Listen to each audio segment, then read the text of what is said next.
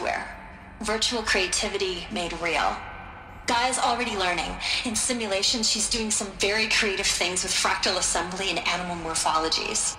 Her designs aren't about to win the Liam Prize anytime soon, but hey, everyone has to start somewhere. So, yes, time to get started. Let's do this. I don't get it. If Hephaestus was part of a system designed to save life, why would it use cyan to make a cauldron?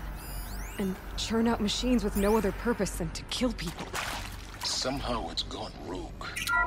I don't understand. Hello, I'm Margot Shen, and this is Hephaestus. Explains why. As the name might tip you off, this is going to be the subordinate function that Gaia will use to make lots and lots of robots. Her personal forge. Except, it's not that simple. So you probably noticed that only about a third of you Never are know when I robotics might need engineers. these. The rest, experts in machine cognition, virtual heuristics, that stuff. Well, that's because we aren't going to be the ones designing and building robots.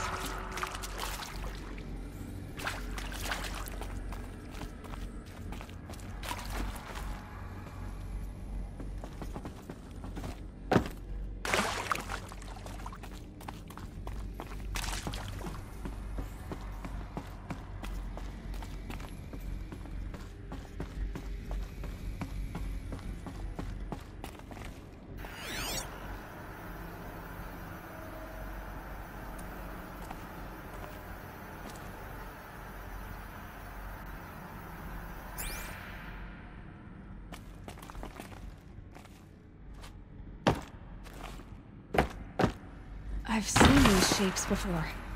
In cauldrons. But of course, the birthing places of Gaia's machines.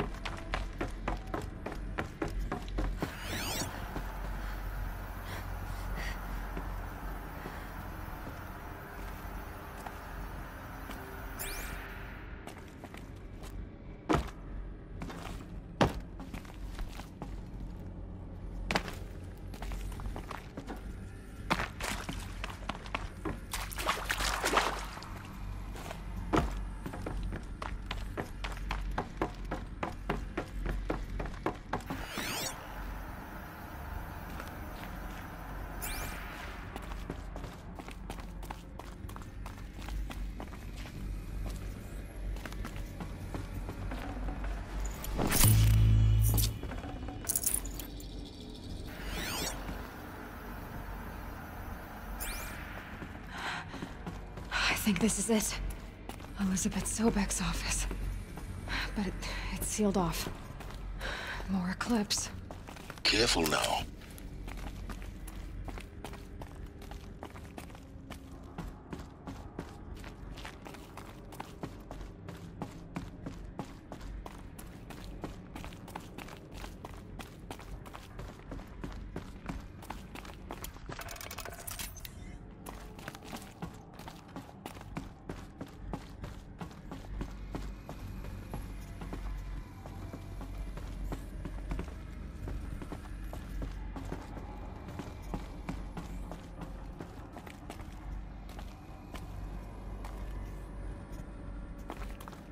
Welcome to Apollo, the collective memory of the human species and the wellspring of knowledge for future generations. I am Samina Ebaji. Until recently, I was director of the International Collective Memory Institute in New Tehran. As a heritage professional, I devoted my career to the preservation of human knowledge, creative endeavor, and cultural achievement. Apollo is, therefore, the ultimate embodiment of a lifelong passion, albeit under the very worst circumstances imaginable. The challenges before us are immense. Specifically, we will have to design and implement 4 major initiatives simultaneously. First, the construction of data repositories in cradle facilities around the world ensuring redundancy. Second, the collection and processing of a projected 180 million discrete data entries. 42 petabytes of data in Mandarin, English, Spanish, and Arabic. Third, the transferal and encoding of all that data onto DNA encapsulated in synthetic fossils. The only medium capacious and durable enough to safeguard it without degradation for the centuries to come. And last, but not least, the development of the holographic interface and gamified curricula, by which future humans will commune with Apollo, progressively unlocking heuristic learning modules, leveling up their knowledge and skills they will need to take control of the terraforming system.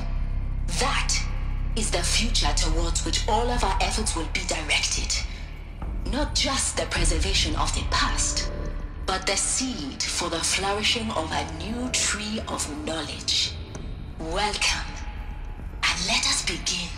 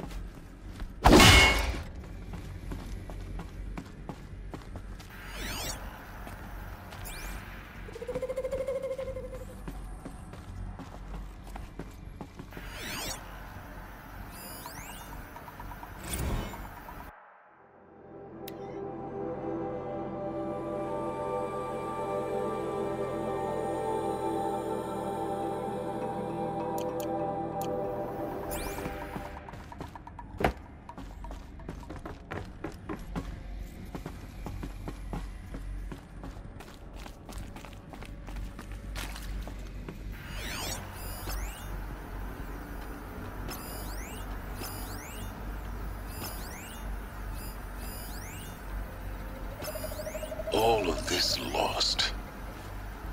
The ancients' greatest gift to us. Greatest? How about the fact we exist at all? To abide in ignorance is a curse, Aloy. You of all people should know that.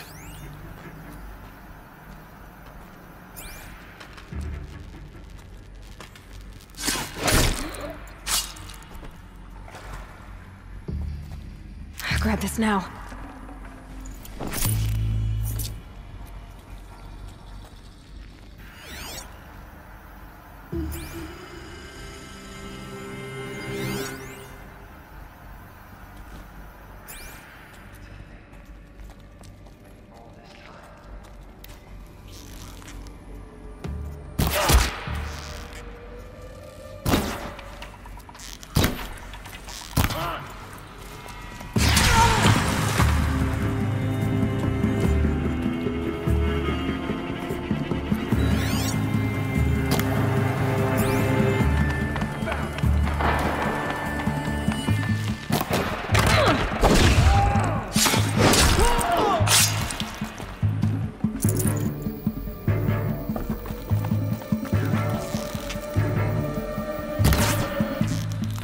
Ready for the shadows.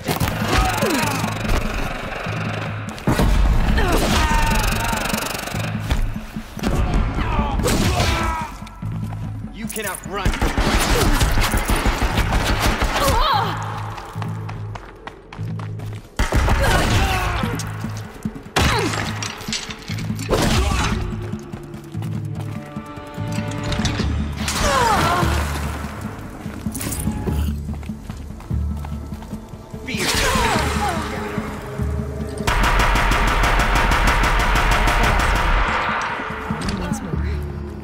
In what should have been a cave of wonders,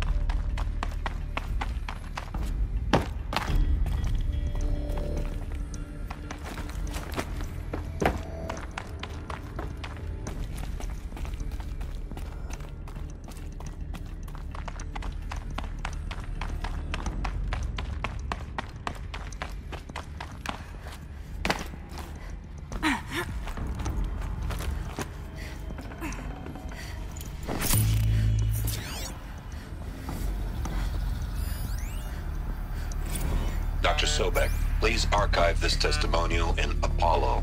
Cross-reference to all mentions of my name and Operation Enduring Victory. My name is General Aaron Harris. From 2060 to 2066, I served as the chairman of the Joint Chiefs of Staff, the highest-ranked officer of the United States Armed Forces. The tenure of my command included strategic planning and oversight of Operation Enduring Victory, a falsehood perpetrated on the civilian populations of the United States and other nations during the last 14 months of life on this planet. Before the Pharaoh Plague, I did my job and did it well. I was bold and decisive, crafty in political maneuvers. It wasn't an accident that I rose to my position and became the commander of the largest mechanized force ever assembled. But to what end? My only lasting achievement was the extinction of life on Earth. And my one redeeming act, if any, was to delay that extinction by days or weeks, by throwing more death at it. It is my hope that there will be no need for men like me in the world to come. If you are one of the people of that future world listening to this message, please know that I am sorry and that I wish you well. Sincerely, Aaron Harris.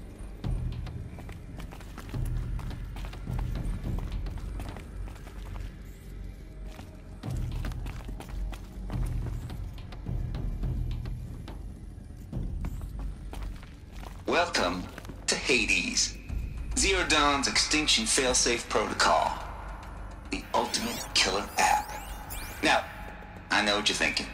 The purpose of Gaia is to resurrect life. So why give her a subordinate function, only purpose of which is to wipe out life all over again? I mean, what? Just plumb crazy, ain't it? Well, no, it isn't.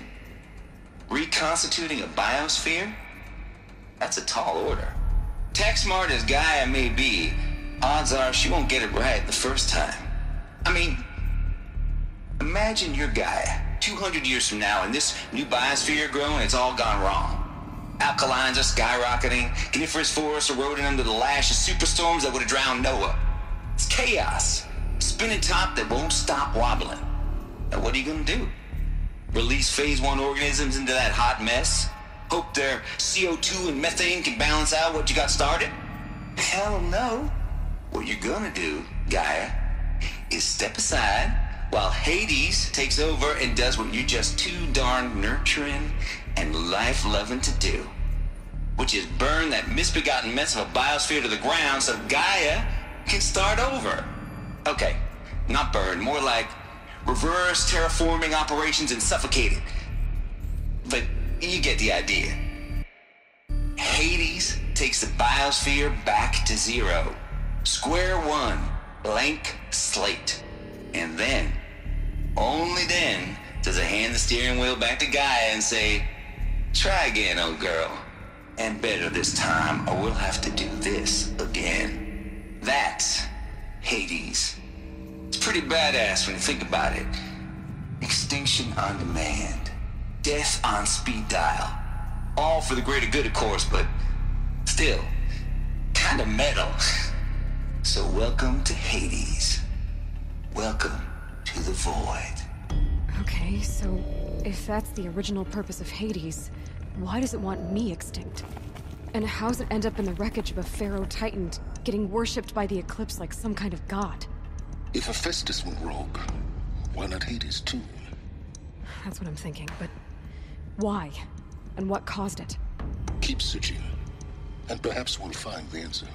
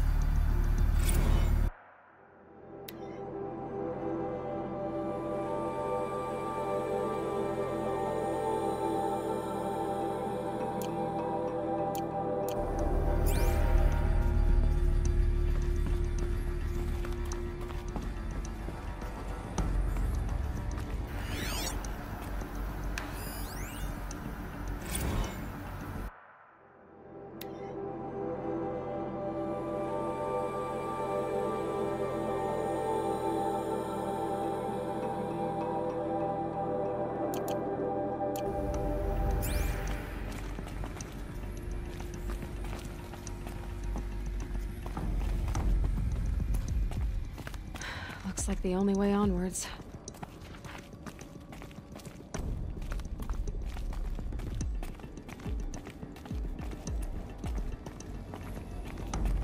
Welcome to Eleuthia, the crown and king of Gaia's subordinate functions.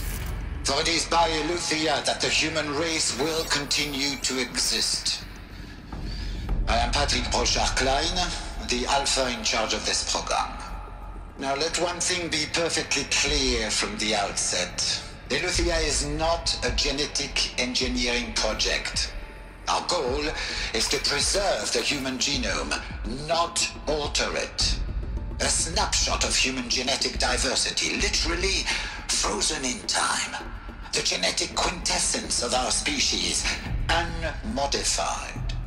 Under my watch, our activities and initiatives will comply with the 2034 clone provisions and the 2048 Rally Accords. Now that may seem a quaint, even trivial concern to you in light of present circumstances, but as one of the authors of the Accords, it is far from trivial to me. The practical challenges before us are staggering in scope and complexity, but not insurmountable. No. Global collation and provisional storage of zygotes, perfection of exogenic technologies, design and perfection of servitors to provide nurture and inculcation during early child development. All of these program components must and will proceed in tandem, to say nothing of the breakneck construction of cradle facilities at sites around the world. So, si vous êtes prêts, let us begin.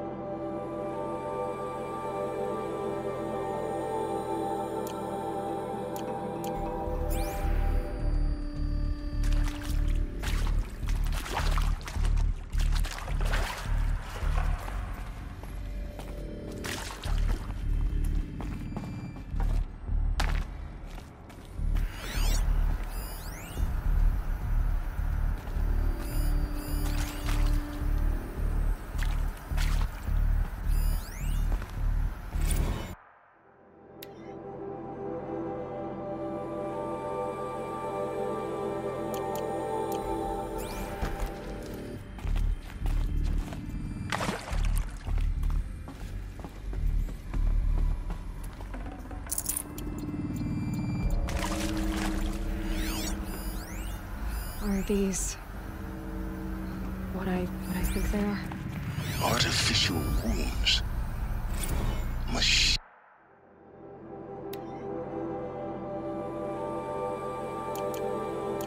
to spawn a new generation of human beings.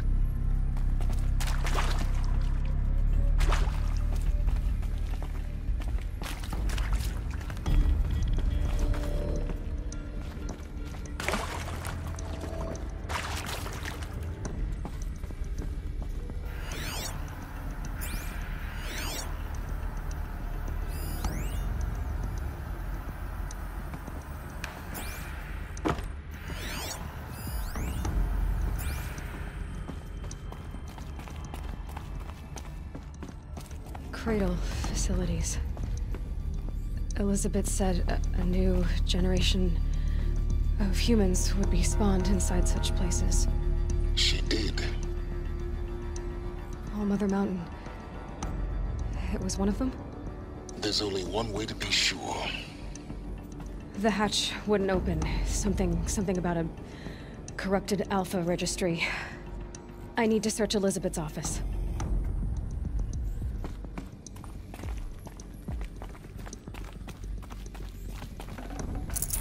Forget about traveling light.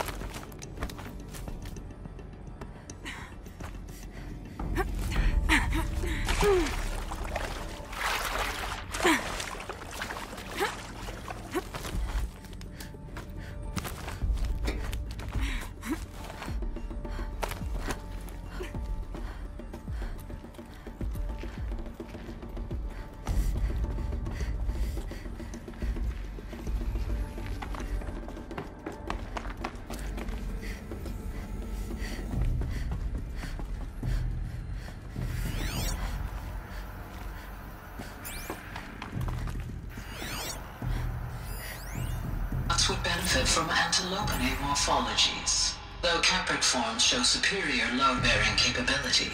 You're a quick study guy. Dr. Sobek, as I have conducted this comparative analysis of mammalian morphologies, I've gathered extensive data on the quaternary extinction event. Oh? And your assessment? Gaia? Logically speaking, the extinction was a natural consequence. And yet,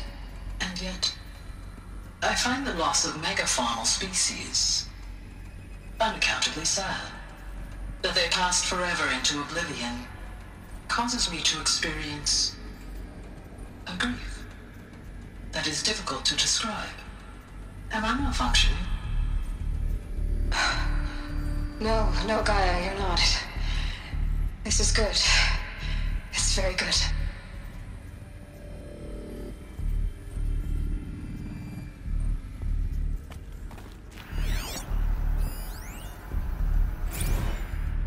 You will undergo a brief period of unconsciousness during relocation to Prime and final instatement. Elizabeth, may I speak outside protocol? When you're back up and running at the new site, we'll bring the subordinate functions online and see where we stand. Elizabeth, I detect distress. Are you all right? I'm fine. I realize that circumstances compel us to launch earlier than we hoped, but all subsystems are operational. The odds stand in our favor. But what if...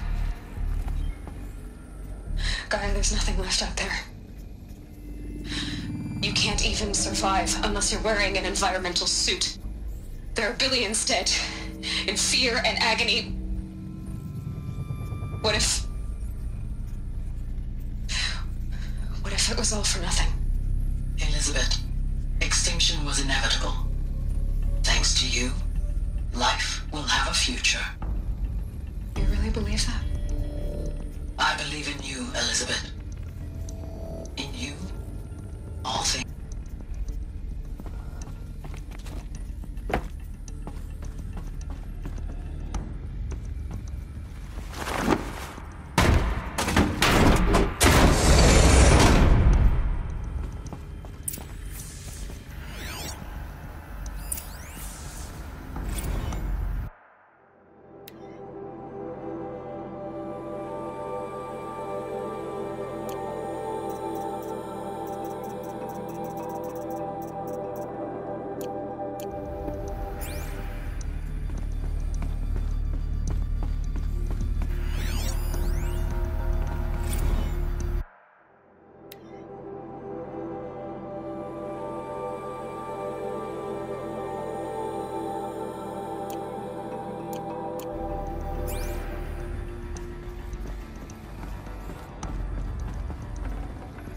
I'd have to ditch them.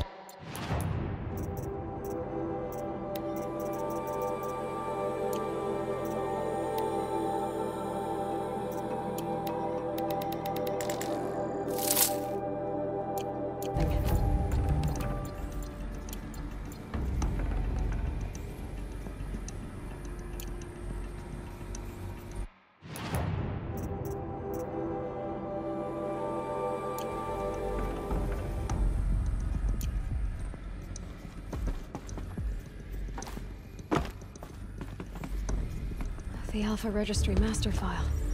Intact? Yeah. No signs of corruption. Then what are you waiting for? Copy the file. With this, I can restore the registry at the hatch inside Allmother. Open it. Go inside. And grasp the secrets within. Where I was born. Maybe who gave birth to me. Who? Are you really so naive? There will be no who waiting for you there, Aloy. Whatever birthed you into the world was a what, not a who. You bastard. Oh no, I had a legitimate birth. It's you, Aloy, who are the creation of a machine. But what kind of machine and why? Why were you created?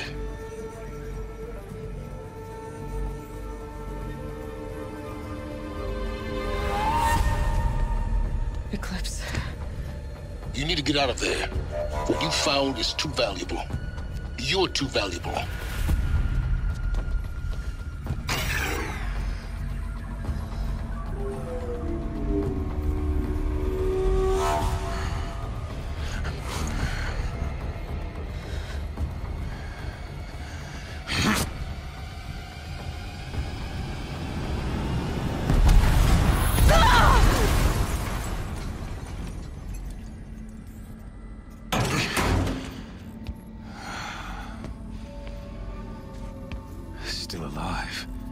Good.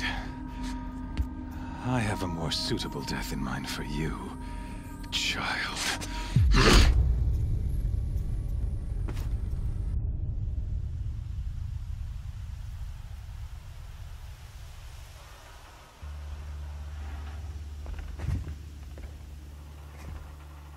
My entire life, I've always known one thing with prophetic certainty.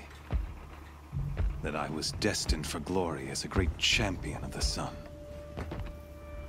Even when Jiran was murdered, even when Meridian fell, I never doubted my destiny. Until you came along. When I heard that you had survived, a doubt took root in my mind.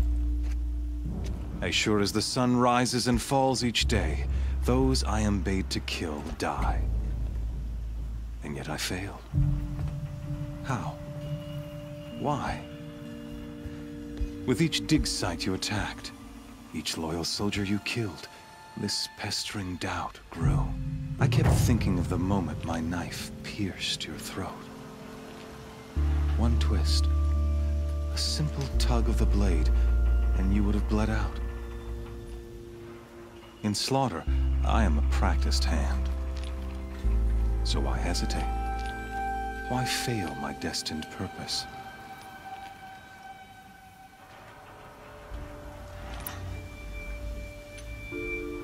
If you're gonna go on babbling like this all night, could you just kill me now? Oh no.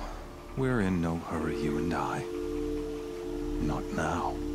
Maybe some physical torture to distract me from your voice? At that moment, on the mountain, I aimed to kill you with dispatch, and yet did not. Why?